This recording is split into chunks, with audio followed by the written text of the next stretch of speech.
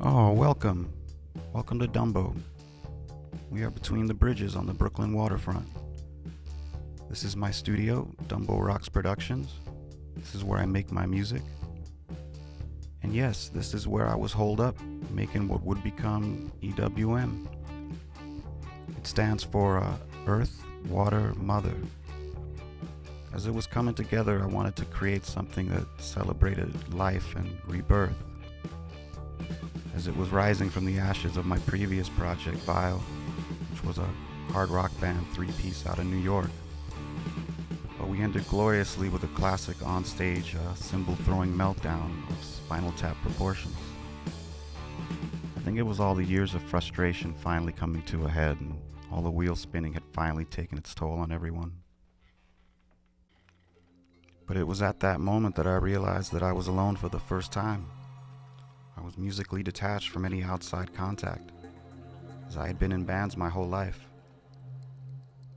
It was incredibly deflating. I was paralyzed by fear. I was lost. I didn't know what to do. I had no direction or inspiration. I had no new songs. I had no idea how I would record, even if I had any new material. I hit that point in the road where I had to make a decision, at the crossroads of my life, as you would say.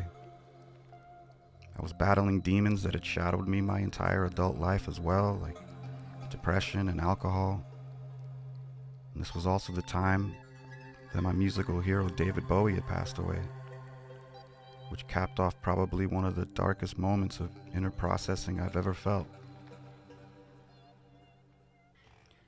Thank God for my beautiful wife Rita, who I credit for everything good in my world.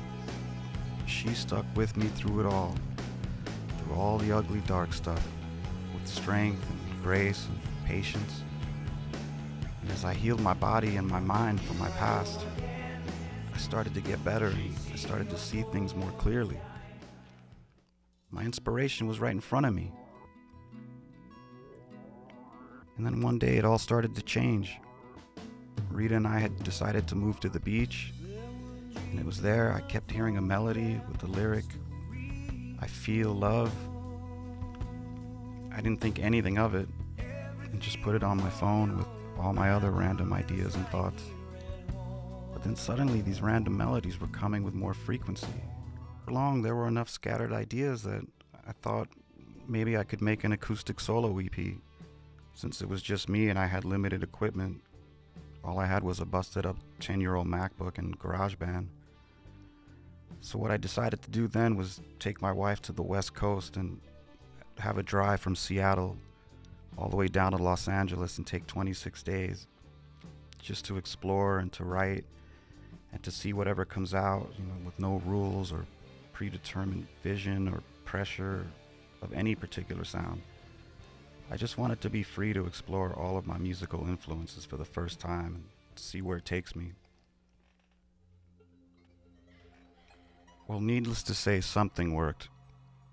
Something about being on the road had the desired effects I was looking for.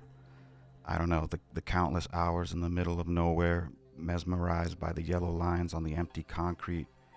It healed a part of me that was missing. And by the time I got back to New York, I was fully recharged and I could not wait to start tracking. I was hearing all sorts of things. I was hearing drum parts. I was hearing bass parts and guitar riffs for so many different ideas. I soon realized that each song would have to be built from scratch in a different way, based on whatever instrument it was written on. And I also knew there was no way I was going to be able to get anyone to go on this journey with me to record, when I myself had no idea of what or how it was going to turn out. So I knew that if it was going to ever get done, I would have to play everything by myself, which is what I did. I was determined. And for the next 8 months, I was like a man possessed. Between my studio and my house, I recorded and recorded everything imaginable. I played drums to build some of the songs, bass for a couple of the other songs. Some of the songs were built, from a guitar riff. I was writing everything on the fly. Sometimes I'd have to redo a part because I would come up with something better or it would clash with something I had previously written. Especially with the vocal orchestrations. I was coming up with so many complex ideas that they were becoming full orchestrations. But the songs were writing themselves. I was just the vessel from my subconscious to the tape. I started out with 13 songs, and then they dwindled down to 11, and then 9.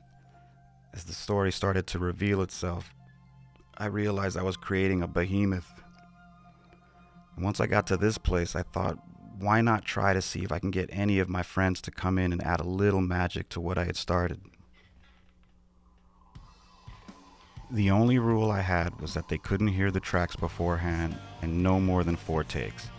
I definitely feel like the original inspiring magic gets lost after a few takes. I wasn't able to get everyone I wanted, but I was so blessed to have Rick Sheridan play drums on a few tracks. He's from Earl Greyhound. I got my old bandmates Dominic Nardini and Daryl One to play bass on a couple of tracks. I got my good friend Ryan Bork of the Heavy Birds come in and play some theremin on Justified Butterflies. I got my friend Charles Chizzy Patton to play a keyboard bass sound thing on Levity Sunshine. I got my 2 favorite guitar players in New York, Josh Young and Jimmy Crespo, to come in and play some really tasty lead guitar on some songs. And I even got my beautiful wife Rita in on some of the action. She plays keyboards on 2 songs and adds a little vocal on Levity Sunshine. So it definitely makes it a labor of love for sure. I knew at this point I couldn't spare any expense. I had to bring out the big guns. I feel like one of the most important rules of recording is to have someone else come in and mix it, as a fresh ear always tends to bring out, new ideas on EQs or frequencies, levels, and arrangements that maybe I didn't hear. For this, I was so blessed to be able to get the 2 best engineers I know. My friend Tommy Camuso, he's a Grammy-nominated engineer. He's got a studio in Greenpoint called Studio E. And my other dear friend Michael Musmano. These are my go-to guys for sure. I've worked with them for years and they understand my music. They know exactly what I want. Sometimes even more than I thought.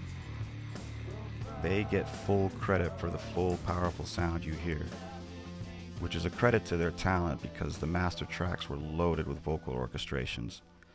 I just told them my vision and they delivered it with patience and understanding and killed it. And with that, the arrangement formed itself for the album, and I was ready for the final step, which was mastering. Once again, I was blessed to have one of the best in the business, Dr. Fred Kevorkian from Sterling Sound, do the job. He did an amazing job of taking it to the next level and bringing out little nuances in the mix without making it sound too compressed or far removed from the original mix. It's amazing. I look back at the whole experience and it feels like a dream. Right at the brink of my darkest moments, when I was ready to give up, one single melody started an avalanche of inspiration and hope. Will it be delivered? The pain